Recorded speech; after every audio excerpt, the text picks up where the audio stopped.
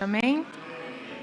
Glória a Deus. Antes de nós estarmos iniciando a leitura da palavra do Senhor, eu gostaria de pedir para que os irmãos curvassem as vossas cabeças e que nós estivéssemos orando ao Senhor, pedindo para que o Senhor venha falar conosco. Amém? Senhor meu Deus, em nome de Jesus, meu Pai, eu te louvo e te agradeço por mais essa oportunidade, Senhor, de estar trazendo a sua palavra, Senhor, para a sua casa. Peço para que o Senhor me use, Senhor, e que não seja mais eu, mas sim que seja o Senhor, e que eu possa falar, Senhor, para a sua igreja, tudo aquilo que o Senhor colocou no meu coração, em nome de Jesus. Amém. Irmãos, eu peço para que os irmãos abram as vossas Bíblias no livro de 1 Samuel.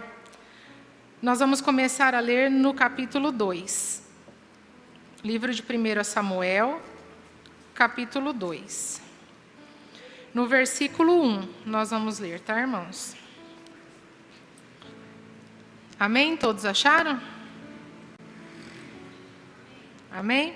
A palavra do Senhor diz assim: Então orou Ana e disse: O meu coração exulta ao Senhor, o meu poder está exaltado no Senhor. A minha boca se dilatou sobre os meus inimigos, porquanto me alegro na tua salvação. Não há santo como o Senhor, porque não há outro fora de ti, e rocha nenhuma há como o nosso Deus. Amém? Vocês podem permanecer com a Bíblia aberta, que daqui a pouquinho a gente vai continuar lendo aqui no livro do 1 Samuel. Aqui a palavra do Senhor nos diz que Samuel foi consagrado ao Senhor. E Samuel é fruto de um clamor, Samuel é fruto da oração na vida de Ana. E Ana, só para nós entendermos a história, ela era casada com Eucana, que era um homem que tinha bens daquela época, era um homem próspero daquela época. E a palavra do Senhor fala que na vida de Ana nada faltava, que inclusive Ana tinha o amor do seu esposo. Mas, com tudo que Ana tinha, nada era suficiente para tirar a amargura que aquela mulher tinha na sua alma. Ana era triste, ela tinha uma amargura na sua alma que só o Senhor poderia entender. Porque Ana, o maior sonho de Ana era ter um filho, e Ana era estéril. E nós sabemos que naquela época, quando uma mulher não podia gerar filhos, o seu esposo podia tomar outra mulher para que assim perpetuasse a sua geração, para que assim perpetuasse a sua descendência. E Eucana tomou uma das servas de Ana, de nome Penina, e com ela, Eucana teve vários filhos. E a palavra do Senhor nos diz que Penina irritava Ana, que Penina, ela afrontava Ana, ela humilhava Ana.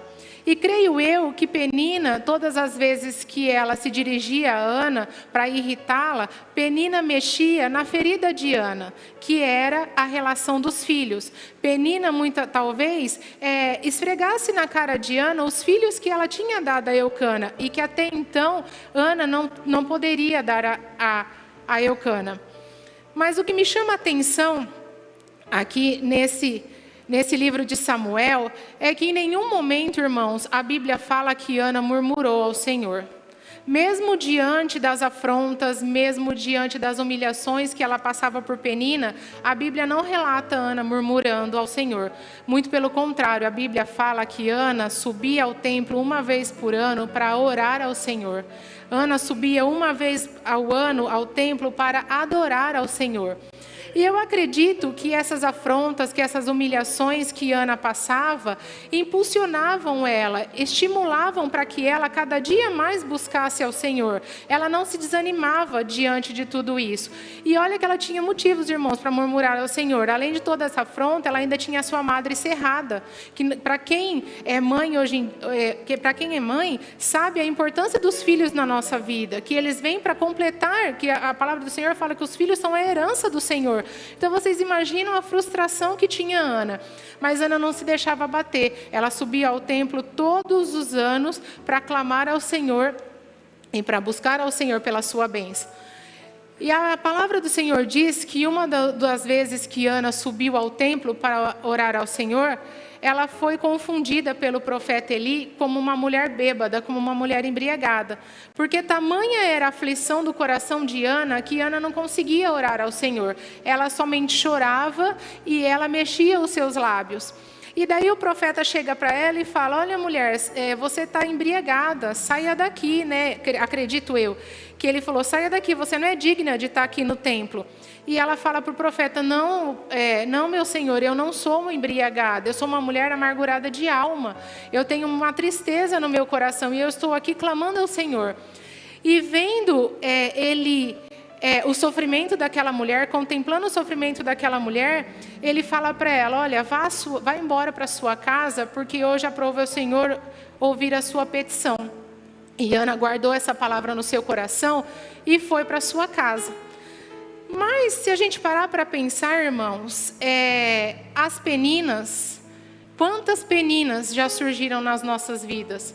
Quantas peninas a gente já enfrentou? Quantas palavras de humilhação já se lançaram contra as nossas vidas? E eu paro para pensar e fazer um adendo aqui na nossa vida hoje, e as peninas são necessárias para nós. Porque as peninas, elas são importantes que elas existam nas nossas vidas. Porque todo mundo, quando está com a vida estável, passando por um momento de calmaria, vamos se dizer assim, onde as portas estão abertas, onde você está alegre, aonde você está conquistando tudo aquilo que você planejou, muitas vezes nós nos afastamos do Senhor. Muitas vezes nós deixamos de buscar ao Senhor. E às vezes a gente vai para o culto, às vezes a gente não vai. Tem dia que a gente ora, tem dia que a gente não ora. Tem dia que a gente lê a palavra do Senhor, tem dia que a gente não lê. Mas quando as peninas se levantam nas nossas vidas, irmãos, quando as peninas vêm nas nossas vidas, daí a gente lembra. Aí as peninas nos traz à memória quem é o nosso verdadeiro Consolador. Quem é o verdadeiro Senhor das nossas vidas. Porque daí quando a gente tem essa dificuldade, a gente se lembra do Senhor. Aí a gente ora mais, a gente busca mais o Senhor, a gente lê mais a sua palavra. Então as peninas são importantes nas nossas vidas. Então todas as vezes que surgiu uma penina na sua vida, irmão, que aqui representa a nossa dor, a nossa luta, o nosso sofrimento, as incertezas que vêm nas nossas vidas, que a gente não murmure, que a gente faça como Ana, que a gente clame ao Senhor, que a gente se lembre dessa palavra de hoje, que a gente se lembre de Ana, que a gente tome Ana como nosso exemplo e que a gente venha a adorar ao Senhor, porque as peninas faz com que a gente cresça espiritualmente, com que a gente se fortaleça no Senhor, com que a gente renove a nossa fé. Amém, irmãos? E a palavra do Senhor fala que o Senhor concedeu o desejo do coração de Ana, e Ana concebeu um filho, e ela deu a esse filho o nome de Samuel, que significa ouvido por Deus. E Ana, quando Samuel é desmamado, Ana entrega Samuel na casa do Senhor, para que ele viva a palavra do Senhor, para que ele aprenda da palavra do Senhor, para que ele viva todos os dias trabalhando na obra do Senhor, para que ele viva o propósito que o Senhor tem na vida dele. E aqui a segunda lição que Ana me trouxe nessa noite é a gratidão. Ana ofereceu ao Senhor Samuel, consagrou o Senhor Samuel como uma forma de gratidão na vida dela, por tudo que o Senhor tinha feito na vida dela. Ana ofereceu ao Senhor o que ela tinha de mais valor naquele momento, que era um filho. O Samuel era o filho da sua promessa, era o filho do seu clamor, era o filho da sua dor, era o filho da sua oração. E Ana não pensou nisso. Ana consagrou Samuel ao Senhor e o entregou no templo para que ele vivesse para o Senhor, para que ele vivesse a promessa do Senhor na vida dele. E eu imagino, irmãos, que Ana era tão grata, foi tão grata ao Senhor, que ela abriu mão de viver todos os dias com seu filho, de ver o seu filho crescer, de acompanhar as fases do crescimento do seu filho. Tudo isso em gratidão ao Senhor. Então que nesta noite nós possamos aprender a ser gratos ao Senhor em tudo. Porque nós muitas vezes, o Senhor nos dá tanta coisa, dá muito mais do que a gente pediu, mas a gente esquece de se agradecer ao Senhor por tudo que a gente recebe. A gente se lembra de murmurar quando o Senhor não dá, mas a gente se esquece de agradecer quando o Senhor nos abençoa. Amém? E daí a palavra do Senhor fala que Ana entregou Samuel ao templo. E Samuel foi lá morar no templo junto com o profeta Eli. E agora eu quero que os irmãos Só vire mais um pouquinho ali, a gente leu o capítulo 2 e agora nós vamos ler no capítulo 3, no versículo 3 e 4, tá, irmãos? Livro de 1 Samuel, no capítulo 3, no versículo 3 e 4. A palavra do Senhor diz assim: E estando também Samuel já deitado, antes que a lâmpada de Deus se apagasse no templo do Senhor, onde estava a arca de Deus, o Senhor chamou a Samuel e disse ele: Eis-me aqui. Aqui, irmãos, como eu já falei anteriormente, Samuel já estava morando, vivendo lá no templo junto com Eli. E Samuel estava iniciando a sua vida ministerial. Mas naquela época em que Samuel foi morar lá junto com o profeta Eli, já não existia mais visão revelada. O Senhor já não falava mais com o profeta, porque Eli e os seus filhos estavam pecando contra o Senhor. E o Senhor não habita no meio do pecado. O Senhor não habita no meio da bagunça. E Eli, mesmo vendo e sabendo que seus filhos pecavam contra o Senhor, Eli não os repreendeu. E o Senhor se desagradou de Eli. E o Senhor se afastou da vida de Eli, se afastou da casa de Eli. Então o Senhor não falava mais com Eli. E o que nós temos que entender, irmãos, é que as coisas de Deus, elas têm que ser feitas de uma forma reta. Elas têm que ser feitas de uma forma perfeita. Elas têm que ser feitas de uma forma com respeito. Todo o respeito que o Senhor tem, que o Senhor merece, toda honra e toda glória seja dada a Ele. Então nós temos que aprender aqui que o Senhor não habita no meio do pecado. Então nós temos que todos os dias renunciar a nós mesmos, renunciar ao nosso pecado, pedir para que o Senhor nos perdoe, que nós venhamos limpar a nossa casa, para que o Senhor não se afaste das nossas vidas, não se afaste da nossa casa, que é o nosso coração, como o Senhor fez com Eli. Porque o Senhor se desagradou de Eli, porque Eli, conhecendo a palavra do Senhor e sabendo que seus filhos pecavam contra o Senhor, ele não os repreendeu, e isso fez com que Eli também pecasse com o Senhor. E uma certa noite, Samuel, no término dos seus afazeres diários, acredito eu, se preparava para dormir, e como um dia qualquer, como um dia normal na vida de Samuel. E o Senhor, naquele dia, marcou um encontro com Samuel, e o Senhor falou com Samuel e chamou Samuel pelo nome.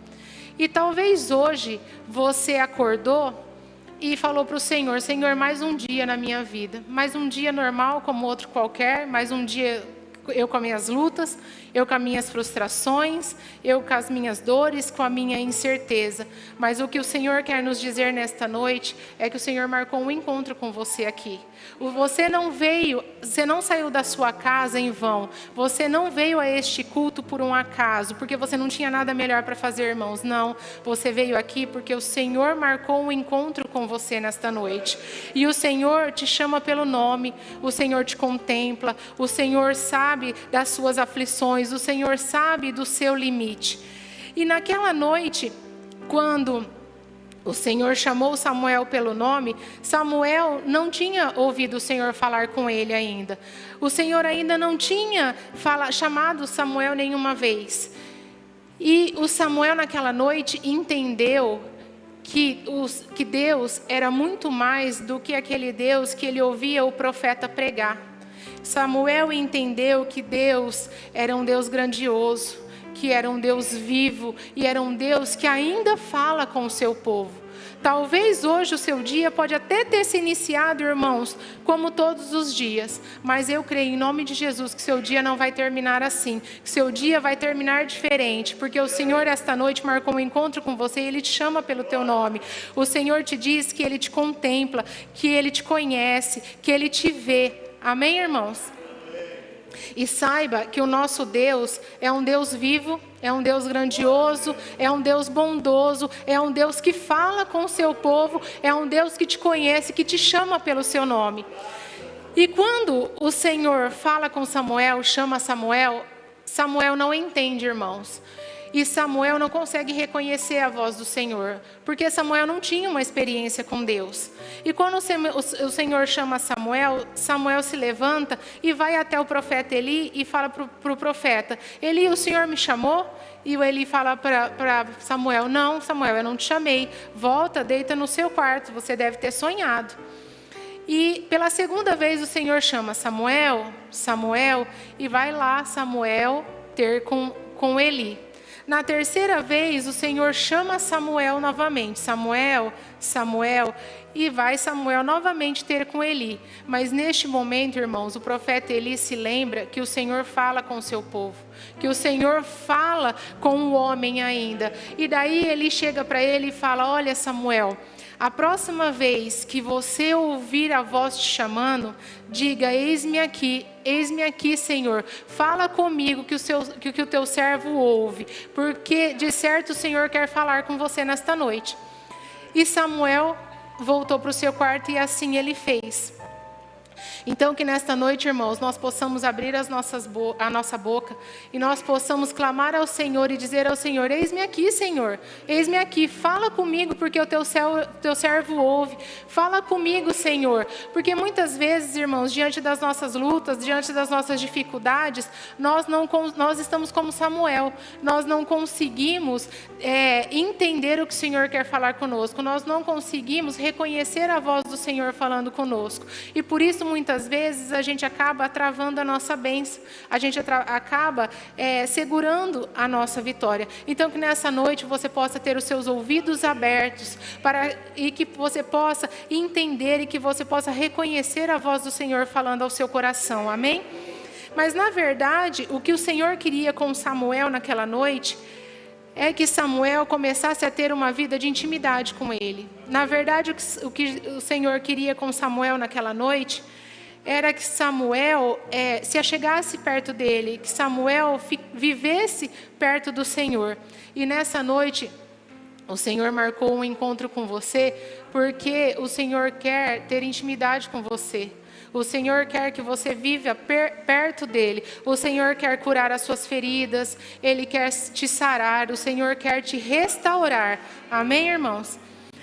E naquela noite, o Senhor viu Samuel deitado naquele quarto lá no templo sozinho. E hoje o Senhor nos diz que Ele nos vê, que Ele nos contempla, que Ele nos conhece. E o Senhor faz um convite aos nossos corações. O Senhor fala nesta noite para nós: vem meu filho amado, vem para a minha presença.